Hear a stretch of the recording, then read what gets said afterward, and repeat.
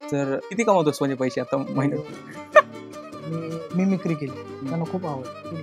हेच पाहिजे होतं आपल्याला. जो डिरेक्टर होता तो आत्ताही डिरेक्टर आहे, त्याचं नाव नाही घेत. नावासाठी प्रयत्न करतोय तो, त्याचं नाव तुम्हाला पण माहिती आहे, इथे बसले सगळ्यांना माहिती आहे. त्याचं नाव नाही माहित, तुम्हाला चांगलं ओळखतो.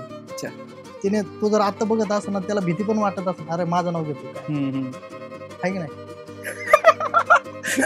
तर ते मला एक वैयक्तिक असं वाटतं की तिथं जो कलाकार जन्माला आला होता ना, ते जे कोणी लोक होते जे फसवले, तिने आम्हा सगळ्यांचा खून केला होता. सिनेमात आहे ना स्पॉट बॉयचं सुद्धा काम केलं, कारण ह्या सिनेमात ह्या सेटवरती आपल्याला काहीतरी पाहायला भेटणार, शिकायला भेटणार, धोका लागला सगळ्यांना, पैसेच नव्हते. आमच्यातलं एक जण होता, त्याचं नाव ना घेत तुला त्याच्याकडे 50-60 रुपये होते. त्याने भुर्जी आणली, ती भुर्जी आणि सगळ्यांनी एक एक घास खाल्ला. मी पुरुषोत्तम करंडक पण जिंकला, मला काकाजी जोगळेकर पुरस्कार मिळाला. नगरमध्ये 36 वर्षानंतर पुरुषोत्तम करंडक नेणारे जो संघ आहे तो मी, त्यातला भाग मी आहे, ही सध्या परिस्थिती. पण हे मोबाईलचं माध्यम एवढं खतरनाक आहे ना, एका क्लिकवर डायरेक्ट घरपोच यायला, डायरेक्ट तिकडे मंत्रमुग्ध.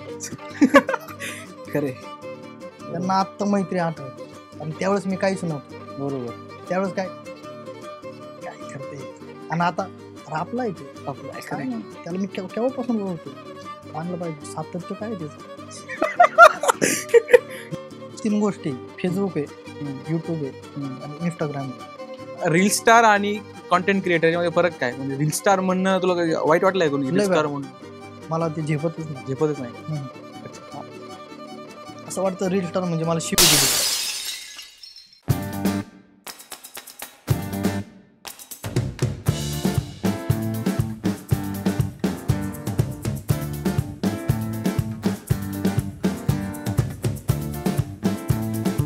नमस्कार मित्रांनो, माझं नाव आहे ऋतुराज पंडित आणि तुम्हा सगळ्यांचं पुन्हा एकदा मनपूर्वक स्वागत. मित्रांनो, आज आपल्याबरोबर एक असा कलाकार आहे ज्यानं घराघरात आपलं स्थान निर्माण केले. आज आपल्याबरोबर आहे, तुम्ही त्याचे रील्स पाहिले असतील, कॉमेडी व्हिडिओज बघितले असतील, पॉडकास्ट बघितले असतील, पण आज आपल्याला या माणसाची वेगळी बाजू कळणार आहे. खरं तर आमच्याप्रमाणेच, आमच्या सगळ्यांप्रमाणेच या माणसानं सुद्धा नाटकातून सुरुवात केली. मग आंतर महाविद्यालयीन स्पर्धा असतील किंवा मग व्यावसायिक नाटकं असतील. मित्रांनो, आज आपल्याबरोबर आहे अभिनेता विराज अवचिटे. दादा, तुझं मनापासून स्वागत आमच्या चॅनलवरती. खरं तर आपण बऱ्याच दिवसापासून बोलत होतो की करूयात. दिवाळीच्या आधी पण चालू होतं बोलणं आपलं, आणि तो योग येत नव्हता, पण आता आज तो योग आलाय, आणि तुझं मनापासून स्वागत आमच्या चॅनलवरती. धन्यवाद. मला पहिला प्रश्न असा आहे की तुझी सुरुवात कुठून झाली, किंवा तू तुझ्याबद्दल सांग ना आम्हाला, की म्हणजे तू कसा आहेस? मी कसा म्हणजे मी काय सांगू, म्हणजे काय ऐकायचं कलाकार म्हणून, किंवा एक म्हणजे पहिल्यांदा तुला असं कधी वाटलं की आपल्यामध्ये हे आहे बाबा टॅलेंट? माझी सुरुवात सांगतो. मी म्हणजे माझ्या काय सांगू, माझ्या आजोबांपासून ही परंपरा सुरू आहे अभिनयाची का? अच्छा. आता तुम्हाला जरा वेगळं वाटेल, मी बऱ्याच चॅनलला सांगितलंय पण आहे की माझ्या आजोबांचा तमाशाचा फड होता. ते स्वतः एका तमाशाचे मालक होते. सखाराम अवचिते त्यांचं नाव. म्हणजे आमचा जो भाग आहे, मी ज्या नगरमध्ये राहतो, अहिल्यानगरमध्ये राहतो, तिथनं अहिल्यानगर पासून एक 25 किलोमीटर लांब माझं गाव आहे, रोहित छत्रपती म्हणून. अच्छा. आणि त्यांच्या काळात आहे ना, हे नाटक किंवा सिनेमे असं काही नव्हतंच. मग एक एंटरटेनमेंट माध्यम म्हणून हेच असायचं, तमाशाचा असायचा. त्याचे ते मालक होते. घरातच गण, गवळण, वग, बातावणी, पेटी, तबला हे सगळं घरीच असायचं. म्हणजे मी जेव्हा लहान होतो ना, तर माझ्यासमोर हे सगळं चालू असायचं. म्हणजे मी आजोबांना मी गाताना पण पाहिलंय, काहीतरी लिहिताना पण पाहिलंय, आणि हे सगळं माझ्यासमोर असायचं. त्याच्यामुळे ते होऊन गेलं, जरा भिनलं मलाच. आणि पुढं भविष्यात माझे वडील ग्रामसेवक असल्याने काय व्हायचं, आमच्या आहे ना बदली व्हायची, फादरची बदली व्हायची आमच्या पप्पांची. आणि जशी जे गाव बदलत गेलो ना, तसं गावापासून आम्ही लांब गेलो, माझ्या गावापासून मी लांब गेलो. मला आठवते काहीतरी 6वी-7वीला होतो मी, तेव्हा मी गॅदरिंगमध्ये, शाळेतल्या गॅदरिंगमध्ये काम केलं होतं नाटकात. तिथून एक सवय लागली मला की असं काहीतरी करायचं आपल्याला. तेव्हा ठरवलं की पुढे भविष्यात आहे ना आपल्याला असं पिक्चरमध्ये काम करायचं. पिक्चर. अच्छा. मी मिमिक्री करायचो त्यावेळेस. आता मिमिक्री कलाकार जरी म्हटलं तरी दादा कोंडके, निळू फुले त्यावेळेस मला यायचे. एक 6वी, 7वी, 8वीचं होतं त्यावेळेस. आणि मी ते करायचो. आणि वर्गात एखादं लेक्चर हे असलं, बंद असलं, तर पोरं मला फोर्स करायचे, काहीतरी करून दाखव, करून दाखव. मग मी हे असलं काहीतरी करायचं. अशा हे सगळे मित्र होते. आणि त्यांच्यामुळं ह्या माझ्या कलागुण हळूहळू मी लोकांसमोर दाखवत गेलो. माझी स्टेज डेअरिंग वाढली तिथून. अच्छा. तो प्रवास सुरू झाला. पुढे भविष्यात असं झालं, की मी अहिल्यानगरमध्ये राहायला आलो 2008 साली. अच्छा. आणि परिस्थिती जरा वेगळी झाली. माझ्या पप्पांची अचानक नोकरी गेली. म्हणजे ते आता गावचं राजकारण किंवा काय ह्या सगळ्या गोष्टींमुळं ते जरा घोळ झाला तिथं. नोकरी गेल्यामुळं परिस्थिती आमची असं डाऊन झाली. म्हणजे काहीच नव्हतं. मग आई धुणं भांड्याचं कामं कर किंवा काय कर. मी लहान होतो, मला काही कळत नव्हते काय चाललंय आपल्या मागे. आणि हे सगळं करत असताना आहे ना, ते एक कलाकार म्हणून हेच चौकात समजा ना, हे आहे, गणपती विसर्जन असेल किंवा नवरात्रीचे काही दिवस असतील, ह्या 9 दिवसात काहीतरी स्टेजवरचं काम कर, काहीतरी कर. आणि मला एक किस्सा म्हणजे सांगायला आता माझा मित्र पण येतो समोर. 2010 सालचा किस्सा आहे हा. पेपरला एक बातमी आली होती, की एका सिनेमात काम करण्यासाठी कलाकारांची गरज आहे. आणि मी लहान होतो. आता आपल्याला लहानपणापासून ठरलं होतं, की आपल्याला पिक्चरमध्ये काम करायचं. ती बातमी पाहिली, घरी दाखवली आणि आमचं ठरलं, चला आता जाऊ आपण. तिथं ऑडिशन हे काहीतरी असलेलं ऑडिशन, ते माहित नाही ऑडिशन काय. गेलो. असं छान असं छोटंसं ऑफिस होतं आणि असं समोर बसलो, तर 2 लोक होते. एक पुरुष आणि एक महिला होती. महिला जरा बरी होती. ती असं वाटत होती त्यांनी हिला बळच ठेवलेलं आहे, म्हणजे एंटरटेनमेंटसाठी असं ठेवलेलं आहे. हां. आणि ते मला बोलले, की तुला काय येते, तू करून दाखव. तर मी मिमिक्री केली. त्यांना खूप आवडलं. ते म्हणले, हेच पाहिजे होतं आपल्याला. हाच कलाकार पाहिजे आपल्याला. त्याच्या पाठीमागे असे फोटो होते, अशोक सराफ, निळू फुले यांचे सगळ्या लोकांचे फोटो होते. म्हटलं, हे कनेक्ट आहे काहीतरी. हे सगळे फोटो आहे का? इथं फोटो होणार तुझा भविष्यात. तू आमच्यासोबत जोडला जा. तू काम कर फक्त. तुला आम्ही भारी काहीतरी करू. मी खुश ना. म्हटलं चला आता करिअर झालंय. त्यांनी ₹5,000 मागितले. तेव्हा सांगितलं का नंतर? लगेच सांगितलं. लगेच सांगितलं. ₹5,000 द्या, चांगला रोल देऊ, करिअर होईल. आता परिस्थिती नाजूक, घरचे अडाणी. 5,000 माहित नाही ना, सिनेमासाठी पैसे द्यावे लागतात. तिने समजून सांगितलं, की ₹5,000 दिल्यानंतर आहे ना, बऱ्याच गोष्टी चांगल्या होतील. आता पैशांकडे नका बघू, आता कामाकडे बघा. आणि मग घरच्यांनी जुळवाजुळव केली आणि आमचा सिनेमा सुरू झाला. तुम्हाला सांगतो, नगरपासून एक 40-50 किलोमीटर लांब असेल, डोंगरगण म्हणून गाव आहे. आणि असं मंगल कार्यालय होतं. त्या मंगल कार्यालयात आमचं शूटिंग सुरू व्हायचं. शोले पिक्चर पाहिला ना? हो. शोले पिक्चर मधला प्रत्येक सीन आहे का, तो मराठीत व्हायचा. हा. मला कधी कधी गब्बर बनवा, मला सांबा बनवा, मला कळतच नाही हे काय चाललंय. मला वाटायचं हे शूटिंग असते.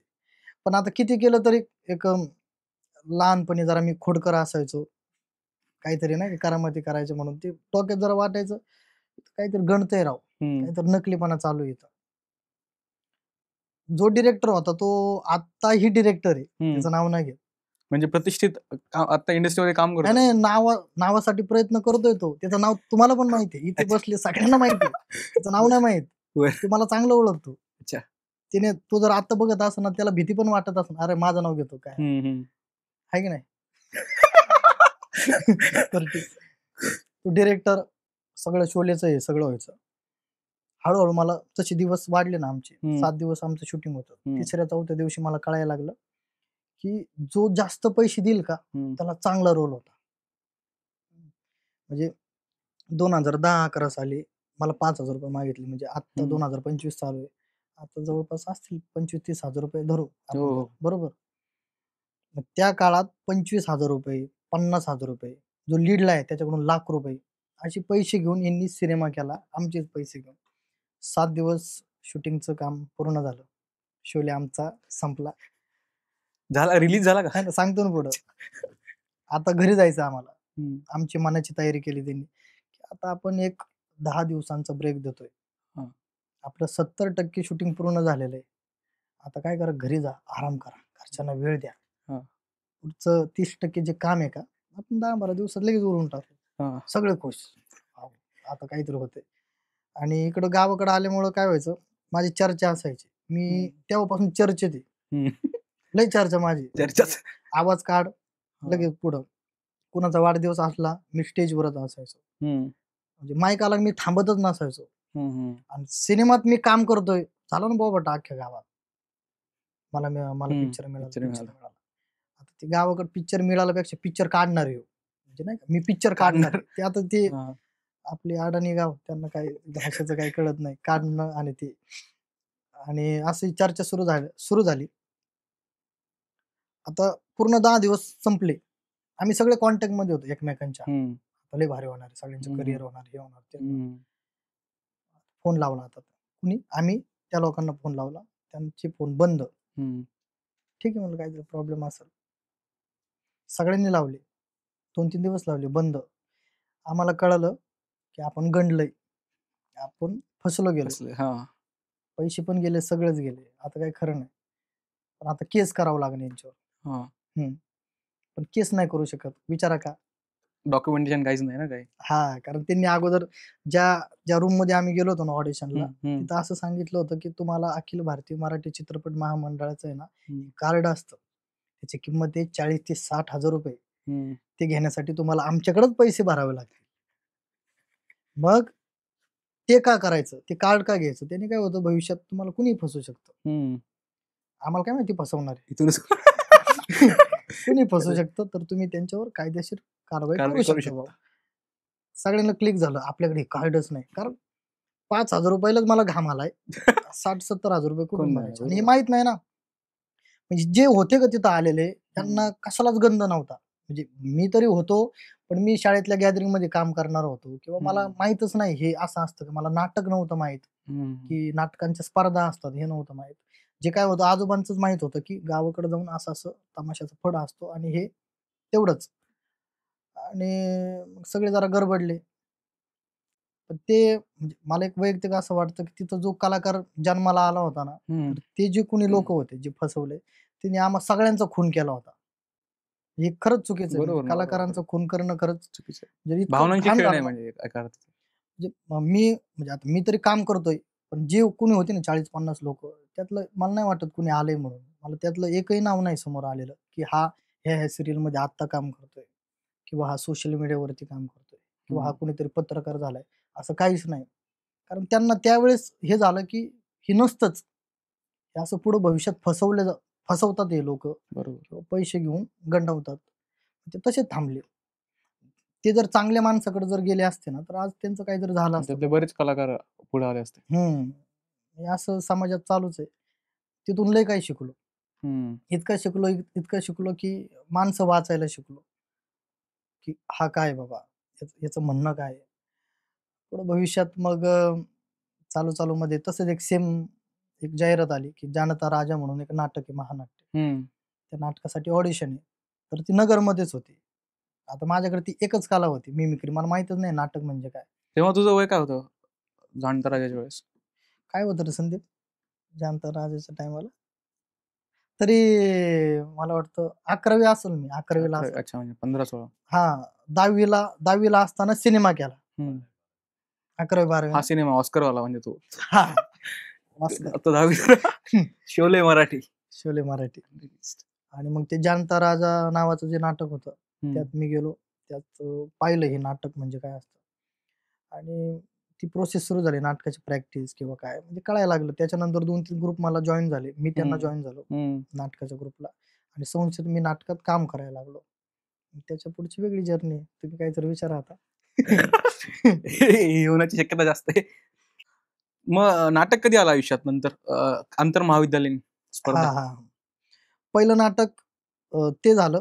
पहिलं नाटक माझं व्यावसायिक नाटक होतं. म्हणजे लोक आत्ताची जी पोरं किंवा माझ्या वयात ती जी पोरं काम करत होती, त्यांना सुरुवातीला काहीतरी एकांकिकेत कुठेतरी बॅक स्टेज करा किंवा काहीतरी करा, कारण ही प्रोसेस आहे ना नाटकाची, शिकण्याची प्रोसेस आहे. तर माझं नशीब एवढं चांगलं की मला डायरेक्ट व्यावसायिक नाटक मिळालं. त्या नाटकात मला जवळपास 4 कॅरेक्टर करायला मिळाली. अच्छा. आणि ते नाटकापासून माझी सुरुवात झाली. नगरचे प्रोड्युसर होते, नगरचे डिरेक्टर होते, आणि त्या नाटकामुळे मी लोकांपर्यंत पोहोचलो. म्हणजे एक 10-12 प्रयोग झाले, लोकांना समजलं की हा असा असा नट आहे. त्यानंतर मग मी ज्या न्यूयॉर्क कॉलेजमध्ये होतो, शाहू मोडक नावाची एक एकांकिका स्पर्धा असायची, अजूनही आहे. आणि मग त्या एकांकिका स्पर्धेला मी एकांकिका सादर केली, शंडसूर्य. त्या शाहू मोडक एकांकिका स्पर्धेला मी शंडसूर्य, त्याच्यानंतर चला हवं येऊ द्या, त्या दोन्ही एकांकिकेत मी लीडलाच असायचो. म्हणजे नशीब चांगलंच होतं. जिथं जावं तिथं मी लीडला किंवा काहीतरी चांगलंच महत्वाची बाजू माझी असायची. तिथनं मग स्पर्धा जिंकायचो.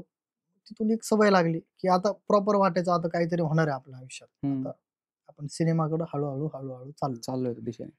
त्याच्यानंतर बऱ्याच वर्षांनी मला हे पुरुषोत्तम करंडक करायला मिळालं 2018 साली. त्या मधल्या काळात खूप बऱ्याच गोष्टी झाल्या. मी सिनेमात कामं केली, मी सिरियलमध्ये काम केले, मी मुंबई जाऊन राहिलो, पण मी संभाजीनगरला नाट्यशास्त्र शिकायला गेलो. पण आता ते त्या वयात आहे ना, ते एक वेळ असायचं की भाई मला हे करायचं, माणूस काही करायचा, जो मार्ग दिसेल तिकडे जायचं. आता नाटक तुम्हाला पण माहिती आहे, 10-10, 12-12 तास आपल्याला प्रॅक्टिस करायची, तालीम करायला. पण आपलं जेवणाकडे लक्ष पण नसतं, काहीच नसतं. इकडं माझा प्रवास चालू, इकडं घरचा वेगळा प्रवास चालू. घरचे परिस्थिती म्हणजे आता जो आहे मी काहीच नाही. म्हणजे आईनी धुणं भांडीची कामं केली तरच माझं जे रोजचं जाणं आहे का तेच असणार. वडिलांचा विषय काय व्हायचा, वडील आता नोकरी गेल्यामुळे ना, आता कुठला पण माणूस घ्या, त्याच्या आयुष्यात जर काहीतरी चुकीचं झालंय, तो जरा डिप्रेशन मध्ये जाणार. बरोबर. वडिलांनी सगळं संपवलं की आता होणारच नाही काय. माझी आईनी आमचं घर चालवलं. मला एक छोटी बहीण, मी आणि आम्ही 2 जण आहोत. आणि नाटक एवढं भयंकर आहे ना की म्हणजे आपल्या आयुष्यातलं जे नाटक चालू आहे का ते कळतच नाही. आपल्या घरी खरं नाटक येतंय. इथं मुख्य भूमिका आपली आई करते. बरोबर. आपलं कुठलं तरी कॅरेक्टर आहे हे काहीच नाही कळत आपल्याला. आपण पूर्णपणे त्या कलेला, त्या नाटकाला वाहून घेतलेला असतो. एक किस्सा असा झाला होता, 2014-15 सालची गोष्ट आहे. आणि मुंबईला चाललो होतो. आता त्यावेळेस नाटक म्हणजे काय, सगळे कॉन्ट्री करून काम करायचे. कॉन्ट्री करून आम्ही निघालो. आता सगळ्यांनी ठरवलं की 500-500 रुपये घेऊ. आणि असं होतं की ह्या नाटकात आहे ना आपला पहिला नंबर येणार आहे. डी.वाय. पाटील काहीतरी करंडक होतं पहा. डी.वाय. पाटील ती स्पर्धा होती. डी.वाय. पाटील नावाची स्पर्धा होती. सगळ्यांनी ठरवलं 500-500 रुपये घेऊन जाऊ आपण. आणि बरेच जण होतो आम्ही, 10-15 जण होतो. एकांकिकेत काम करायला 4-5 जण होतो. मुख्य आम्ही 4-5 जण होतो. आणि बाकी बॅकस्टेज वगैरे बाकी गँग होती. ठरवलं की आपण ट्रेनने जायचं, पैसे लागतील. मग घरनं मी घरी गेलो आणि एक डब्बा असायचा. मला माहिती ह्या डब्यात इथं पैसे असतात. तो डब्बा घेतला आणि मी पैसे काढले. मी डायरेक्ट आईला बोललो की मी हे पैसे घेऊन चाललेलो आहे, मला माझं नाटक येऊ द्या, मुंबईला प्रयोग. म्हटलं माझा लय मोठा विषय. आई म्हणली अरे हे कशाला चाललं तू घेऊन, तुला कळतंय का, गॅस नाही आपला, टाकी भरायची आपल्याला. मी अरे तुझं काय रोजच आहे, काय ना काहीतरी कर ना मॅनेज. पैसे घेतले आणि आता निघालो. तुम्हाला सांगतो, मुंबईला गेलो, प्रयोग केला. प्रयोग आमचा भारी झाला. पण नशिबानं किंवा त्या काळातला म्हणजे त्या परीक्षकांना नसेल आवडलं आमचं काम किंवा काय, तर आमचा काही नंबर आला नाही. सगळे नाराज झालो आम्ही. आता सगळ्यांकडचे पैसे पण संपले. आम्ही असं होतं डोक्यात की आता जिंकलो की ते पैसे काहीतरी घरी येऊ किंवा सगळ्या गोष्टी चांगल्या होत्या. तसं काही झालं नाही. मग ते स्टेशनचं नाव काय, छत्रपती शिवाजी टर्मिनस. त्यावेळेस नाव काय होतं, हेच नाव होतं का? CSMT. बर. त्या स्टेशनला आहे ना, रात्रीची 11:15ला ट्रेन असायची, म्हणजे इकडं नगरला येण्यासाठी. तर तिथं थांबलो आम्ही सगळे. आणि तिथं थांबलो, आता राहायचं ठरवलंय. काहीतरी 7:30 वाजल्यापासून 11:15 पर्यंत थांबलो.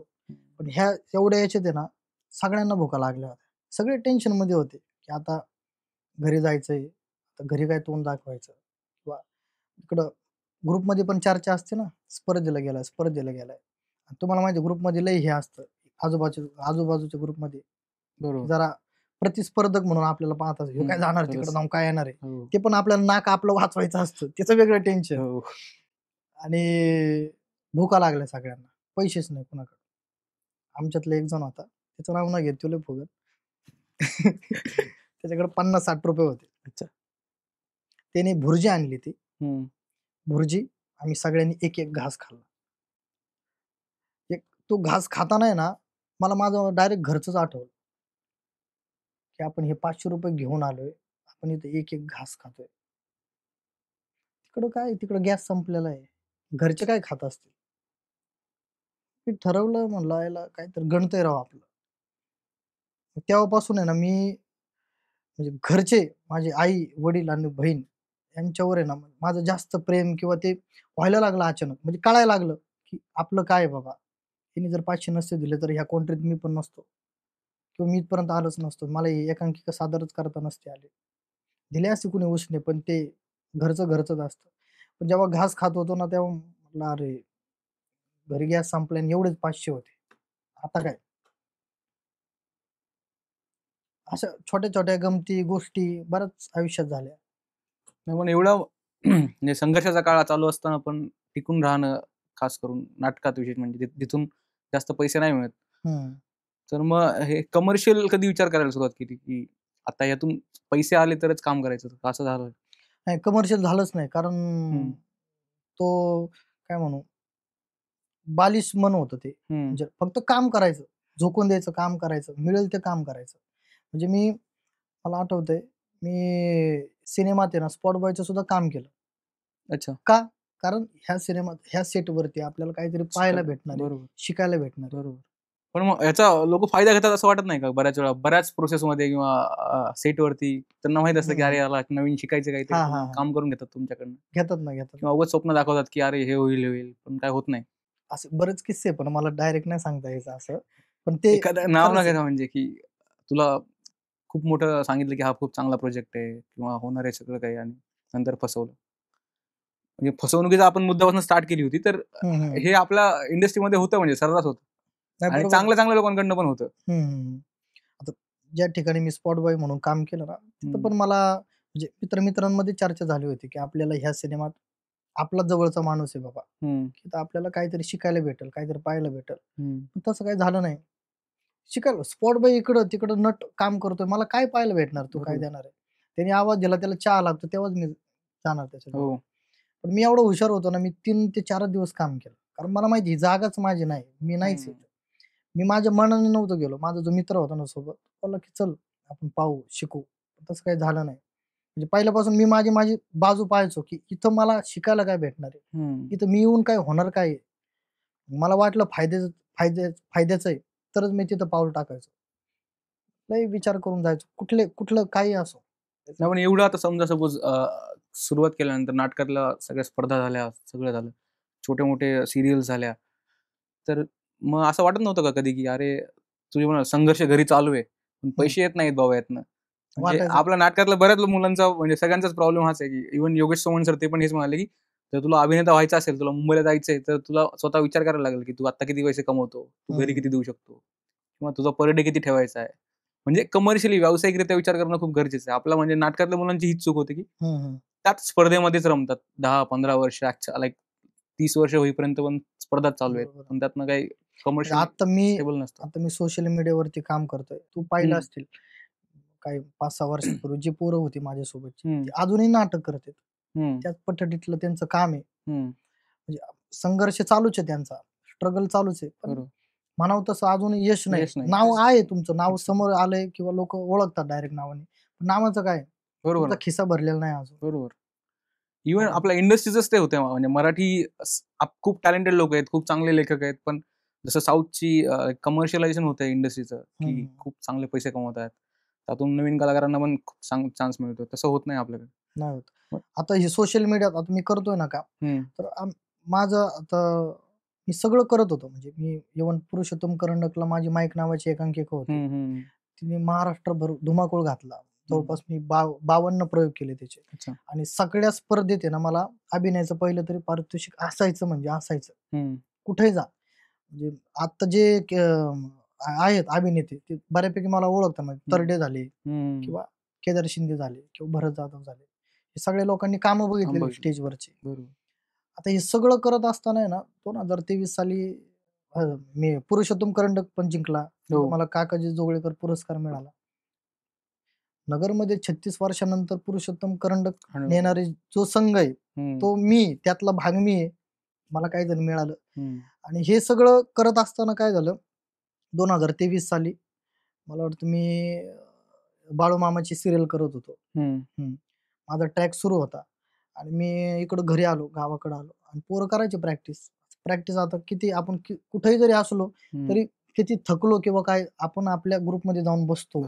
आपल्या मित्रांचं नाटक पाहण्यासाठी जाऊन बसतो प्रॅक्टिस हॉलमध्ये. बसलो आणि 2-3 दिवस असेच गेले. पाहायचो बसायचो. मी त्यावेळेस Instagram वरती रील्स वगैरे चालूच होते. पण प्रश्न यायचा, मी का करू हे? मित्र म्हणायचे आपण करू. पण ते वाटायचं की एवढं सगळं केलंय, आपल्याला सिनेमात काम करायचंय, आपलं घरचं काय विषय, आपल्याला अभिनेता म्हणून पुढे यायचंय आणि हे मी का करू?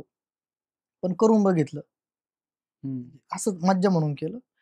शांतामंद नावाचं कॅरेक्टर होतं माझं. मी आणि माझा एक मित्र आहे ऋषिकेश, दोघांनी ते केलं. ते एवढं व्हायरल झालं. म्हणजे जे एक नाटाला जे पाहिजे ना, की 4 लोकांनी पाहावं, ओळखावं किंवा काय, ते तसं झालं सगळं. चेंजच झालं सगळं. इतकं व्हायरल झालं, लोक ओळखायला लागली. परत करायला लागलो. म्हणजे ही सिरीज झाली माझी तयार. मी शांता नावाचं कॅरेक्टर करायचो. 2 बायका असतात आणि गल्लीतल्या गोष्टी, गमती जे मी नाटकात काम करताना म्हणजे सुचवणे किंवा आपण जे वर्कशॉप काही असतं सगळ्या गोष्टी, हे इथं या सोशल मीडियावरती वापरलं. ते इतकं चाललं की ते होऊन गेलं. माझं मलाच ऍक्सेप्ट झालं ते, की आपण अरे भारी. आता जिथं आत्ताही आता बरेच मित्र माझ्या नाटकात काम करतात. आता त्यांचं व्यावसायिक नाटक जरी असलं ते फोन करून विचारतात की आमचं असं नाटक आहे, तर तुझे 4 तिकीट ठेवतो बाबा, येतो का? म्हणजे ही सध्या परिस्थिती. पण हे मोबाईलचं माध्यम एवढं खतरनाक आहे ना, एका क्लिकवर डायरेक्ट घरपोच सेवा, डायरेक्ट तिकडं मंत्रमुग्ध. खरे असं आहे. आता तू जे म्हणालास की पहिली रील व्हायरल झाल्यानंतर मग तू याच्यामध्ये उतरलास पूर्णपणे. पण आता दुसरं म्हणजे की नाटकात काम करणारी मुलं असतात किंवा एका पठडीतले काही लोक असतात जे म्हणतात की अरे रील वगैरे करणं म्हणजे आपलं काम नाही किंवा दर्जाचं काम नाही, काय कसे चाळे करतो वगैरे. असं झालं का कोणी समोरासमोर म्हणजे? झालं. माझेच होते, माझे जवळचे होते. हिनवलं गेलं, बऱ्याच गोष्टी झाल्या की चुकीचं करतो किंवा काय, तू काय काय केलं, तू हे काय करतोय. पण आता त्यांचेच फोन येतात की भावा मस्त चाललंय. माझ्या डोक्यात पण सुरू आहे रे, मी सुरू करावं. तुला काय वाटतं मी काय करू शकतो? म्हणलं तू स्वतःला शोध, 8 वर्ष मागचा, तुला कळल तुला काय करायचं. म्हणजे आता काही जवळचे मित्र पण आहे, त्यांचे आता सिनेमे येतात, सोबतच काम करायचो आम्ही. पण आता ते कुठंतरी लीडला, सेकंड लीडला किंवा डिरेक्टर म्हणून काम करतात. त्यांना माझी आठवण येते अचानक.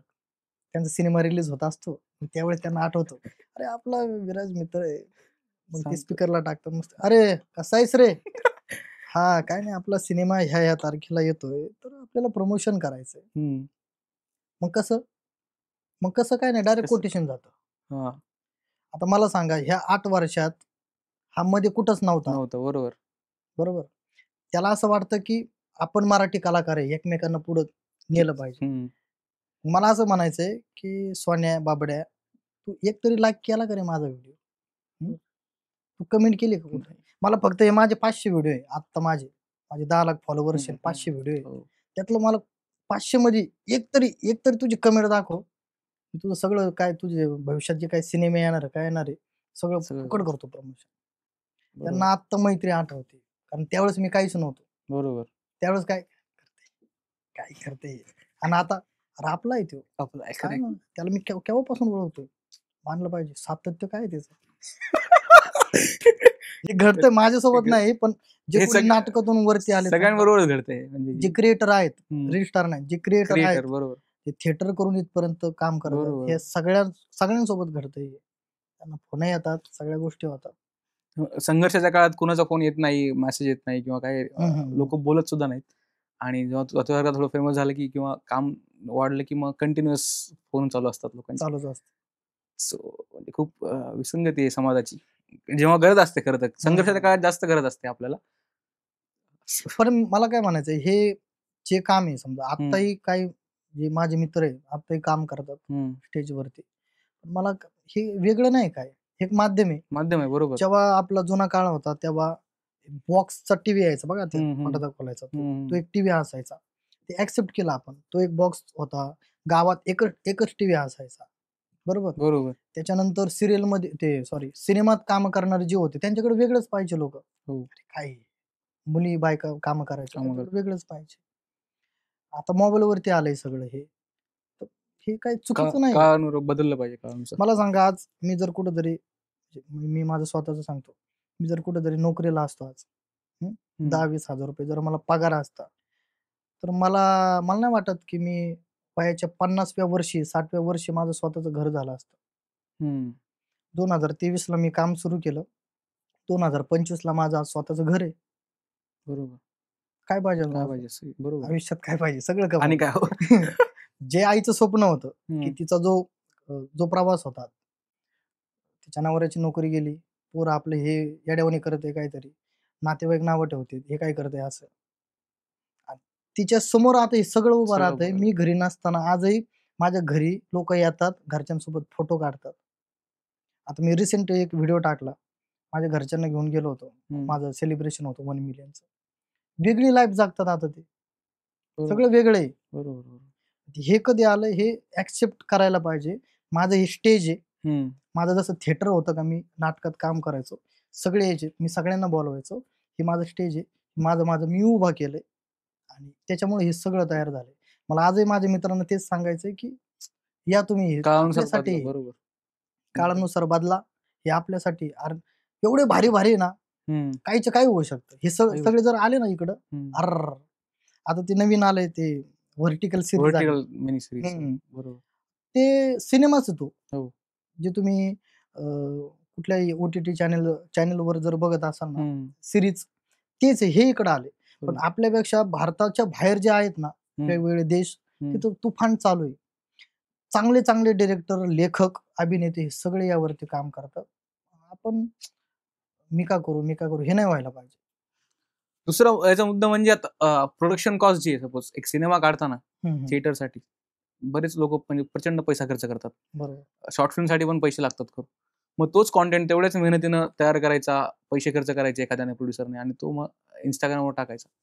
तर ते जरा प्रोड्युसरच्या दृष्टिकोनातून हे नाही, नुकसानाचं नाही का? म्हणजे ऑडियन्स आहे, लोक बघतात, पण सुरुवातीला पैसे टाकून इन्कम काहीच नाहीये.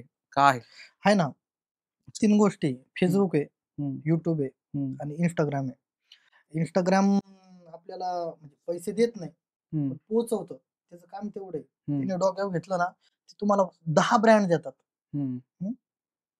म्हणजे मला वाटलं नव्हतं की मी भविष्यात किंगफिशरची मी ऍड करणार आहे. नव्हतं वाटलं किंगफिशर एवढा मोठा ब्रँड तुम्हाला येणार आहे. किंवा जो माझा आयुष्यातला पहिला फोन होता ओप्पो, तो माझा पहिला फोन होता, त्याचं ब्रँड मी केलंय. अलग लक्षात, म्हणजे हे लय मोठा विषय हा. बरोबर. त्याच्यामुळं मला नाही वाटत की कुठलाही प्रोड्युसर आला किंवा काय आला. आज चांगले चांगले चॅनल आहे, म्हणजे खासरी टीव्ही झालं, भाडीपा झालं, सगळे लोक आलेत, करतायत, आधीपासून करतायत. जेव्हा आपण थिएटर करायचो तेव्हा तेच करत होते. त्याला आता काळानुसार नाव चेंज झालं, रील्स आलं, व्हर्टिकल सिरीज आली, असं नाव त्याला बदलले. मला नाही वाटत कुठं पैसा वाया जाईल. फेसबुक चांगले पैसे देते, फेसबुक खूप चांगले पैसे देते. अच्छा. हा, तो तिकडे एक माध्यम आहे. युट्यूब आहे, तिकडे एक माध्यम आहे. अजून 2-3 आहेत, मला वाटतं ते मोज आहे, शेअर चॅट आहे, स्नॅप झालं. ह्या सगळ्या गोष्टी ह्या कलाकारांना माहित नाही. यांच्यापर्यंत हा जर व्हिडिओ माझ्या थ्रू जर गेला असेल, त्यांनी यायला पाहिजे, करायला पाहिजे. आणि जे तुम्ही 10 वर्षात कमवतात ना, एका वर्षात होऊन जाते सगळं. का? तुमच्याकडे टॅलेंट पाहिजे, तुम्ही चांगले लेखक पाहिजे, तुम्ही अभिनेते चांगले पाहिजे. नाही तर उगा यायचे आपले लिपसिंग करायचे, मग ते अर्थ की रील स्टार आणि कॉन्टेंट क्रिएटर यामध्ये फरक काय? म्हणजे रील स्टार म्हणणं तुला वाईट वाटलंय कोणी? रील स्टार म्हणणं मला ते झेपतच नाही. अच्छा. असं वाटतं रील स्टार म्हणजे मला शिवी दिली काय. मी स्वतःला नट म्हणून पाहतोय. कंटेंट क्रिएटर मला लय आवडतं, मला आनंद आहे.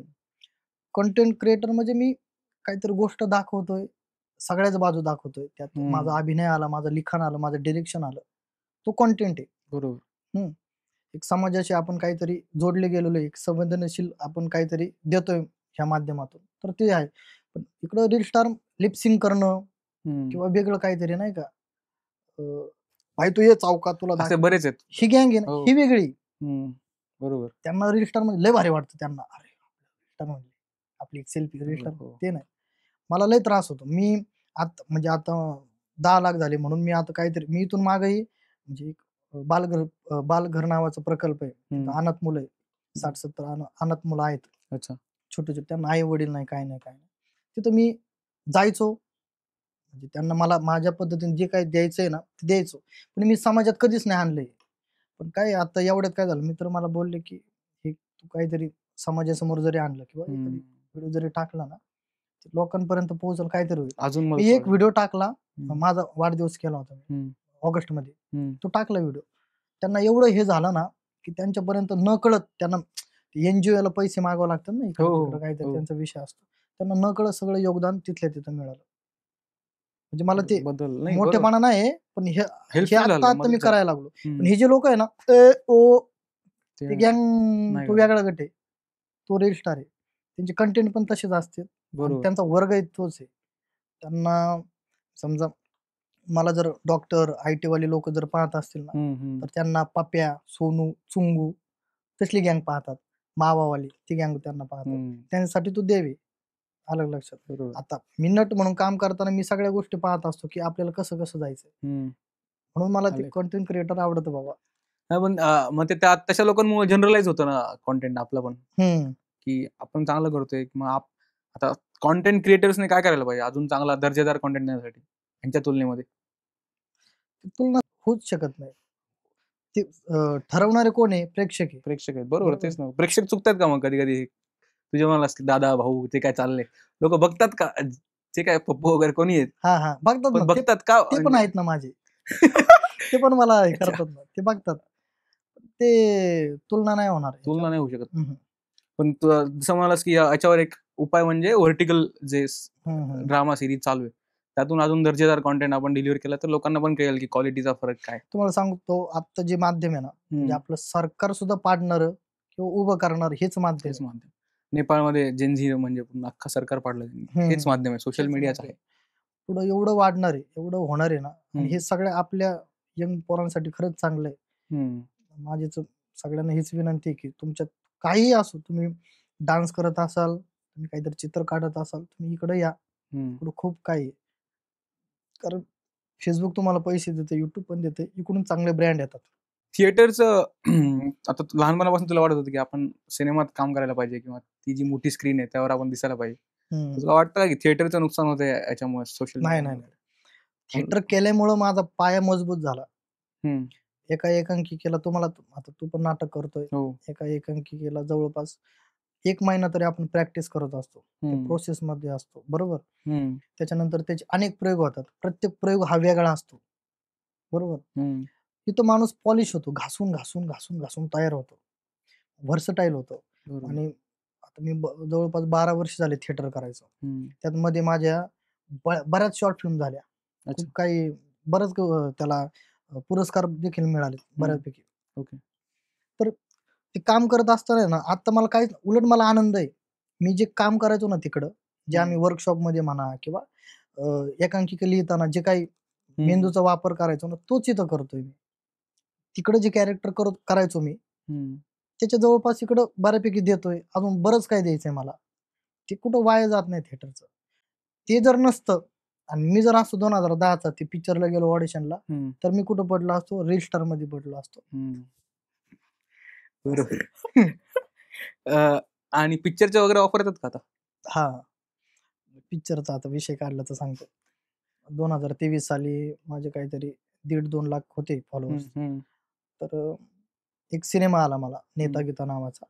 तो असाच डिरेक्टर, म्हणजे आता बऱ्यापैकी माझे मित्रमैत्रिणी सेटवरती काम करतातच, पण एका मैत्रिणीने सुचवलं बाबा की हे कॅरेक्टरला हा जाऊ शकतो, एकदा बघा. तर माझं ऑडिशन म्हणजे माझ्या रील्सच, त्याला माहित नाही मी थिएटर केलंय किंवा काय, माझी शेड त्याला माहित नाही काय.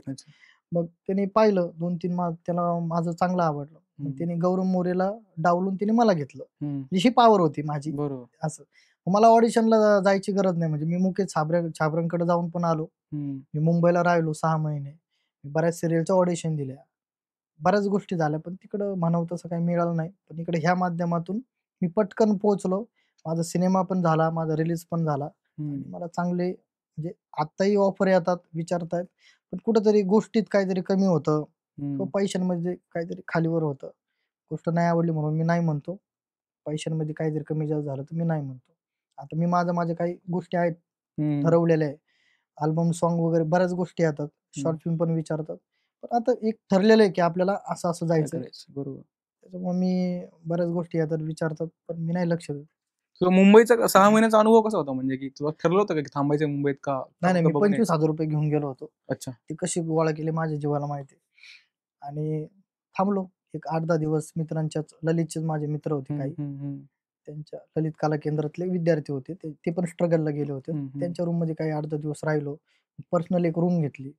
तिथं असेच माझ्यासारखे होते. पण कुणीतरी लेखक होतं, कुणीतरी प्रोडक्शनला काम करायचं सिरियलला. हे सगळे असायचे. संध्याकाळी खाली एक कट्टा असायचा, तिथं सगळे चहा प्यायला सगळे ॲक्टर असायचे. ज्यांना मी सिरियलला पाहायचो ना, सगळे असायचे तिथं. अरे चांगलं आहे. आणि बऱ्याच ऑडिशन दिल्या. रोज फिरायचो.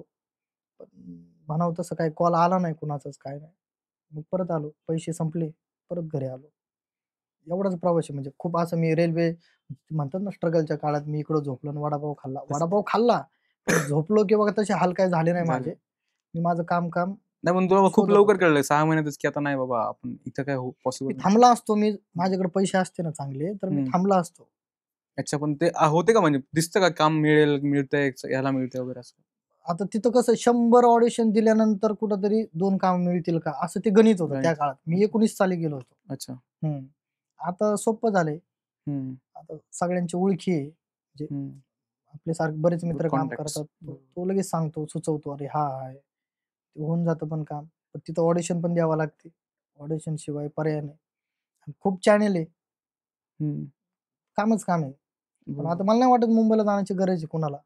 आज कुठूनही आता ते पण ऑनलाईनच घेतात ऑडिशन्स वगैरे हां, सगळे. तुम्ही कुठे जरी असलं तरी ते ऑडिशन चालूच आहे. आणि ये बाबा तुझं 4 दिवसांचं काम आहे, 15 दिवसांचं काम आहे. येऊन जा, शूटिंग कर, पैसे घ्या आणि मोकळा हो. पण तू सीरियल्स टाळतो का आता हल्ली का? का सीरियल मी एक सीरियल आलती मला, केली मी. आता पण टीव्हीला चालू आहे. अच्छा. हां, काल परवा फॅन लोकांनी ना स्टोऱ्या-बिऱ्या टाकल्या. तिच्या आईला म्हणली, "का टाकायला लागली?" विषय झाला. आता मी अगोदर काम करायचो. मला कास्टिंग डायरेक्टरचा फोन आला, की आपण एक सीरियल करतोय. त्यात तुला टिंब-टिंब कॅरेक्टर लीडवाला. तर त्याचा मित्राचं काम आहे बाबा. एका वर्षासाठी असेल.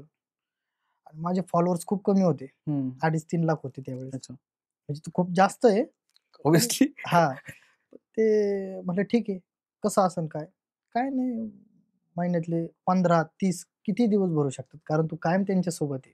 असं सांगितलं गेलं. गेलो तिकडं. साताऱ्यात शूटिंग होतं. मायथॉलॉजी सिरियल आहे ती. आता एवढं सांगतो फक्त. आणि सुरू झालं सगळं वातावरण. तुम्हाला सांगतो सकाळी बसायचो. तो सगळं त्यांचा कॉस्ट्यूम असायचा. दुपारी 12-1-2 वाजेपर्यंत माझं काम बऱ्यापैकी संपायचं. पण अडकून ठेवायचे. रात्री 10-10 वाजेपर्यंत पॅकअप होत नाही तोपर्यंत. कंटेंटवर परिणाम व्हायला लागला. कामच व्हायना, कामच व्हायना. कंटेंट कधी करायचो? रात्री करायचो. रात्री 10:30 ला आलो का रूमला, 10:30 नंतर 2 वाजेपर्यंत कंटेंटवर काम व्हायचं.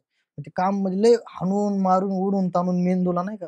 कारण आपण क्रिएटिव्ह जेव्हा काम करतो ना, तेव्हा असं सगळं शांत, निवांत किंवा तेच पाहिजे जवळ. आणि हे सगळं वेगळं आहे ना. कुठं ती मायथॉलॉजी सिरियल, माझं कॅरेक्टर कोणतं, आणि इकडं घरी आल्यानंतर परत ते ऍक्टर सापडणं किंवा काय. थकलेलं असायचे पोरं पण. तरी का बरेच दिवस राहिलो मी. एका पॉइंटला वाटलं आता भासराव, आता जरा जास्त झालंय हे. आपले पेज मागं पडत चाललेले. आपण 6 महिने जरी थांबलो ना, तर लोक विसरतील आपल्याला. आपण नाही थांबायचं. एक ओढ अशी होती की आता आपल्याला सिरियल मध्ये काम करायचं किंवा काय. कारण त्यावेळेस काहीच नव्हतं माध्यम. एक स्वप्न होतं की असं झालं पाहिजे. पण ते मिळालं, पण ह्या माध्यमातून मिळालं. म्हणजे हे सगळं उलटं चक्र आहे. इकडून तिकडे गेल्यानंतर झालं की याचा जो पर डे किंवा हे जे सगळं बजेट आहे एका दिवसाचं, ते मला एक ब्रँड देते राव लगेच. 1.5 मिनिटाची मी ती व्हिडिओ करतो. म्हणजे त्याला पण मला खर्चच आहे. म्हणजे त्याला पण माझी काटकसर आहेच. मला बऱ्याच गोष्टी म्हणजे रायटिंग पासून एखादा कुठलाही ब्रँड जरी आला, रायटिंग आली, डिरेक्शन आलं, एडिटिंग बरोबर. आलं, सगळ्या गोष्टी टीम वर्क आहे. हो. त्याच्यामुळे त्याचं मला तो तेवढे पैसे देतं, जेवढे सिरियलचा पर डे असतो एका दिवसाचा. तो विचार केला. त्याच्यानंतर त्याच दरम्यान हे होतं, दहीहंडीची सुपाऱ्या होत्या. आता नवीन उभारता क्रिएटर होतो आणि गेल्या ना 2 सुपाऱ्या माझ्या चांगल्या. टिपीने जाऊनच नाही दिलं. तो एक राग होता. अरे! हे आपलं लयच नुकसान व्हायला लागलं. बरं कॅरेक्टर असं, की हे कॅरेक्टर आता मायथॉलॉजी सीरियल जरी झाली, मी नावं नाही ठेवत, पण जो कोणी लीडला आहे किंवा काय, त्यालाच भविष्यात काही 2 वर्ष, 3 वर्षानंतर जेव्हा सीरियल संपल, तेव्हा भविष्यात त्याला कुठलंतरी चांगलं काम मिळू शकतं बाबा. जे कोणी असतं सपोर्टिव्ह म्हणा किंवा सेकंड लीड म्हणा, मला नाही वाटत की त्यांना भविष्यात लगेच लीड आहे किंवा पुढं काय होणार आहे त्यांचं किंवा काय. म्हणजे असा एक माझा अभ्यास आहे. माझा अभ्यास कमी पण असू शकतो. नाही म्हणजे अनुभवानुसार तुझ्या. हां, पण मी म्हणलं हे करून काय होणार आहे आपलं? आपण काय 1-2 सीन असतात म्हणजे आपण 2-3 वेळा दिसतोय म्हणजे 10 मिनिटाच्या 24 मिनिटाच्या एपिसोडला आपण फक्त एक 5 मिनिटं दिसतोय, तर थांबण्यात काय अर्थ नाही. म्हणून मी रीतसर EPC बोललो.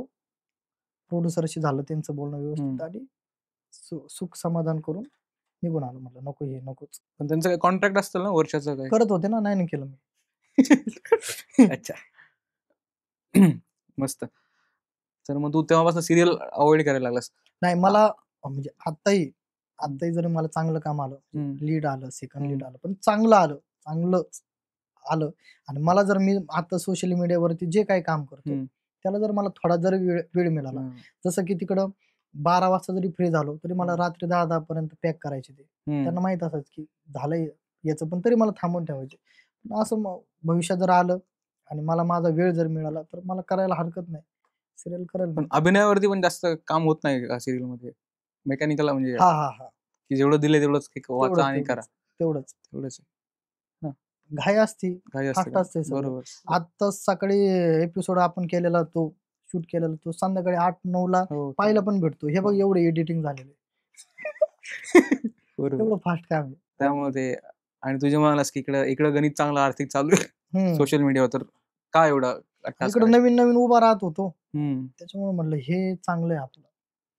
तुझे म्हणालास की 2 वर्षामध्ये तुझं आयुष्य बदललं म्हणजे आर्थिकरित्या सोशल मीडियामुळे. तर किती कमवतोस म्हणजे पैसे आता महिन्यात? एक नवीन कलाकारांसाठी की बाबा एवढे एक रेंज मध्ये तुम्हाला पैसे देतो, म्हणजे काही लोकांना काय वाटतं की सोशल मीडियामुळे किंवा युट्यूबमुळे अख्खं तुमचं लाईक तुम्ही खूप पैसे कमवता भरमसाठ. तसं नाही, याच्यामध्ये मेहनत पण खूप आहे, स्ट्रगल पण खूप आहे आणि त्यानंतर कुठेतरी तुम्हाला एक पैसे सुरू होतात. बरोबर. असं नाही होत की लगेच मॉनिटाईज झालं चॅनल की खूप पैसा आला. तर नवीन कलाकारांना काय सांगशील, नवीन कॉन्टेंट क्रिएटर? चांगले ब्रँड जर मिळाले ना, चांगले, तर चांगले पैसे देतात. ते सगळ्या लाखाच्याच गोष्टी सगळ्या. म्हणजे आज समजा एक उदाहरण, पर रील का प्रत्येक रील साठी? प्रत्येक एका रीलची. अच्छा. खूप जास्त घेतात. म्हणजे मला मी तो रोहित झिंजुरके माहिती आहे का? नाही माहिती म्हणजे पाहिलंय तुम्ही. तर तो एका स्टोरीचे आहे ना, एक स्टोरी फक्त ठेवायची 24 घंट्यासाठी, त्याचे 6 लाख रुपये घेतो. अच्छा. आता त्याचं मला काय माहित, कारण मी काम करतो गेले 3 वर्ष झाले. त्याला जी एजन्सी कामं देते, ती एजन्सी मला पण कनेक्ट आहे. अच्छा. त्याच्यामुळे ह्या सगळ्या गोष्टी माहिती आहे. तर तो स्टोरीचे 6 लाख घेतो. मग विचार करा एका रीलचे किती घेत असणार. बरोबर. आलं लक्षात. पण त्याचे फॉलोअर्स तेवढे काहीतरी 23-24 मिलियन फॉलोअर्स आहे त्याचे. अच्छा. असं नाही की 4 लाख आहे, 2 लाख आहे, 5 लाख आहे. त्याचं काम वेगळं आहे. कामानुसार आपलं बजेट वाढतं. आता रील स्टार जे लोक आहे, म्हणजे लिपसिंग वाले किंवा काय, त्यांना काहीतरी चुंगळा शॉट काहीतरी येतं बारीक सारीक, 2,000-5,000चं काहीतरी काम येतं, कारण त्यांचं काम तेवढंच आहे. पण कुणीतरी क्रिएटिव्ह असेल काहीतरी, त्याला मोठी एजन्सी काहीतरी मोठं काम देतं, कारण ते कामातून दिसतं की ह्या माणसाला आपण दिल्यानंतर काहीतरी हा वेगळं होणार आहे, हा लोकांपर्यंत त्याच्या स्टाईलने पोहोचवणार आहे, कारण त्याची जी स्टाईल आहे का ती लोकांना आवडते, म्हणून त्याचे फॉलोअर्स एवढे. बरोबर. म्हणजे तो तुमचा रीच पाहिला जातो, तुमचे फॉलोअर्स पाहिले जाते. सगळा अभ्यास करून एक एजन्सी आपल्याला काम देते. आपण जी रक्कम सांगितली का तीच देते. जसं सिनेमांचं आहे, समजा एखादा चांगला आपल्याला अभिनेता घ्यायचा झाला, तर तो बोलला की मला 1 CR पाहिजे, तुझ्याकडे काम करतो. प्रोड्युसरला द्यावाच लागतं, कारण त्याला माहिती आहे ना पुढचं गणित काय होणार आहे, चेंज होणार आहे.